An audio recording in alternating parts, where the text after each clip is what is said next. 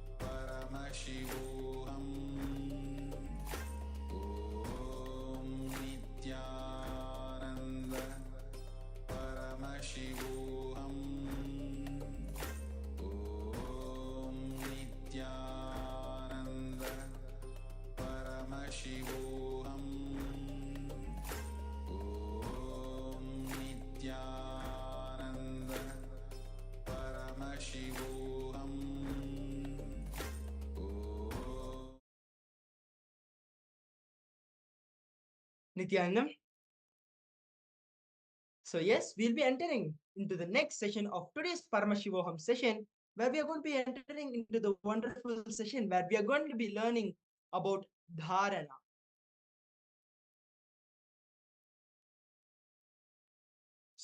So first, we'll be seeing a Shastra Pramana. Yatra yatra mano yati brahmasthradhara shantatah manasadharanam chaiva dharana saparapmata.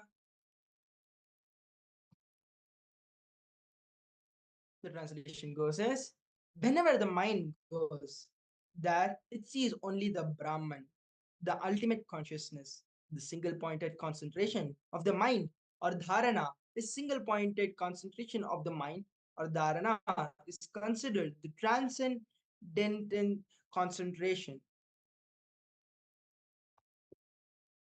So now we'll be seeing a beautiful clip where Swamiji is going to be beautifully explaining about what is dharana.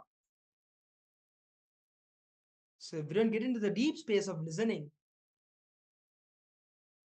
to listen to the great truths revealed by Swamiji.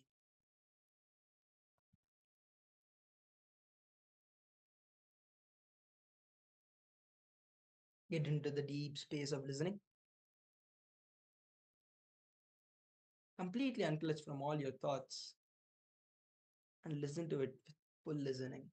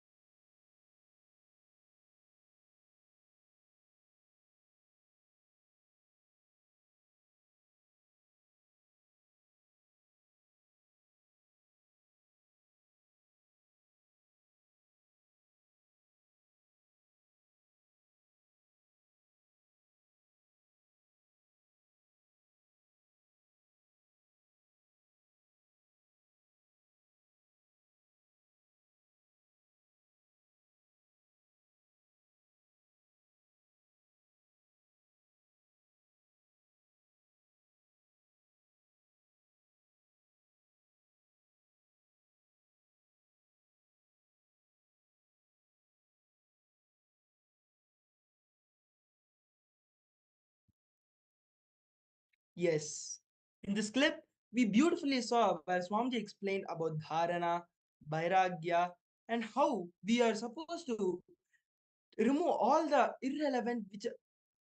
irrelevant thoughts in us where when we don't know something about ourselves, we should just discard them. We should discard the unnecessary thoughts inside ourselves.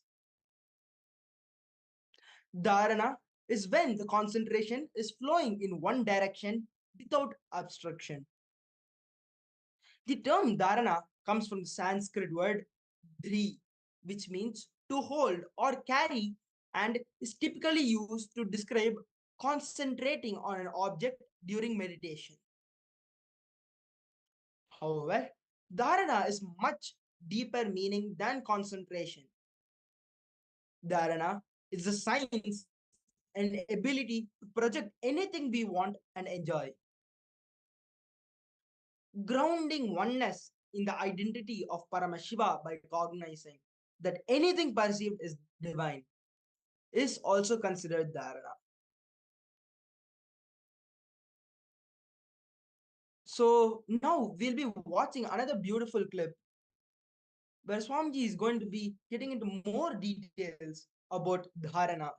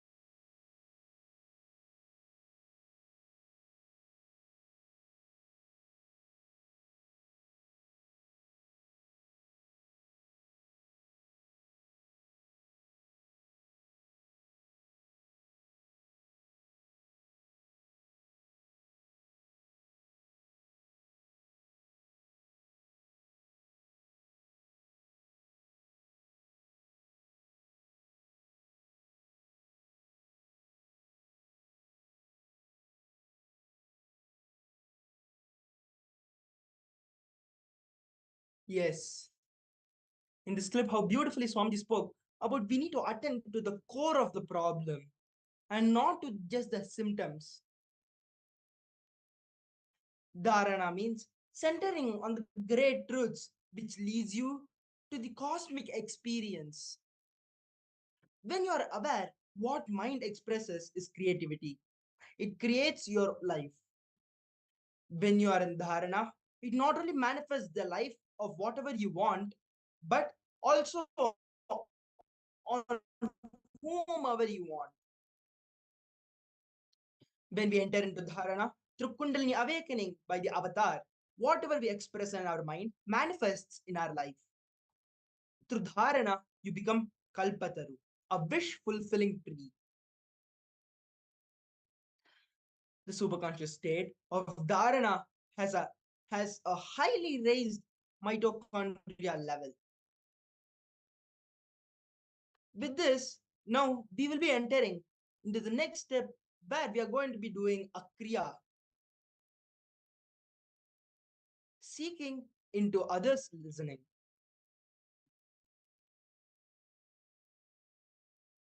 In this process, we will get empowered by a mystical technique to penetrate into others' consciousness so that they will listen to you beyond their logic.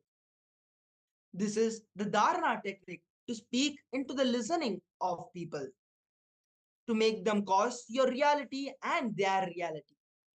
It is a very powerful energy, space creation inside yourself. So, the step one of this kriya is choose any one person, can be your family, your friends, anyone.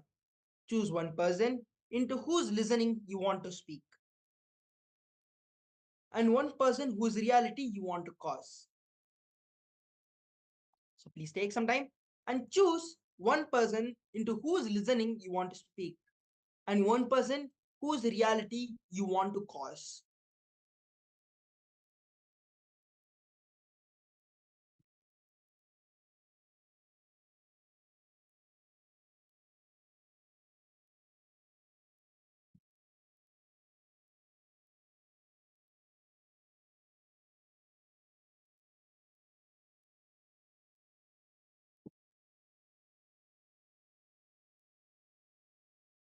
It can be anyone you can choose.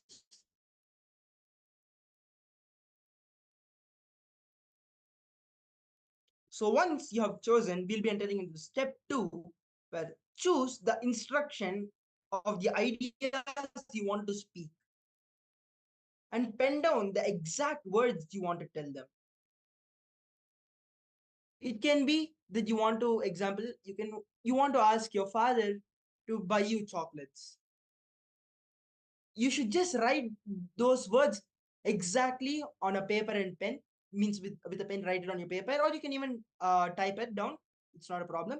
And then write those exact words.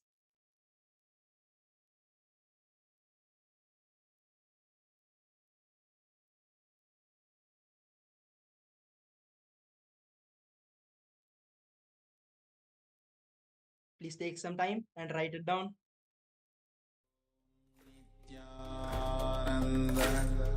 Paramashivoham Om Nithyananda Paramashivoham Om Nithyananda Paramashivoham Om Nithyananda Paramashivoham Nithyananda Paramashivoham Om Nithyananda Paramashivoham Om Nithyananda Paramashivoham